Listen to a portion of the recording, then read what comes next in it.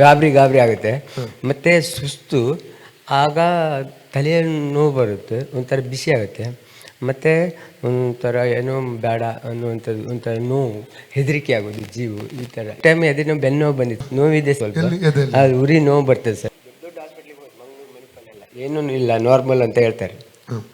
ಯೇಸು ನಾಮದಲ್ಲಿ ಭಯದ ಸ್ಪಿರಿಟ್ ಬಿಟ್ಟು ಹೋಗಿ, ಸುಸ್ತು ಬಿಟ್ಟು ಹೋಗಲಿ, ತಲೆಭಾರ ಬಿಟ್ಟು ಹೋಗಲಿ, ಕೆಲಸ ಮಾಡೋ ಆಸಕ್ತಿನ ಅನುಭವ ಬಿಟ್ಟು ಹೋಗಲಿ, ಎದೆ ನೋವು ಬಿಟ್ಟು ಹೋಗಲಿ, ಗಾಬರಿ ಬಿಟ್ಟು ಹೋಗಲಿ, ಬೆನ್ನು ನೋವು ಬಿಟ್ಟು ಹೋಗಲಿ, ತೂಕ ಕಡಿಮೆ ಆಗೋ ಅನುಭವ ಬಿಟ್ಟು ಹೋಗಲಿ, ಬಲಹೀನತೆ ಬಿಟ್ಟು ಹೋಗಲಿ.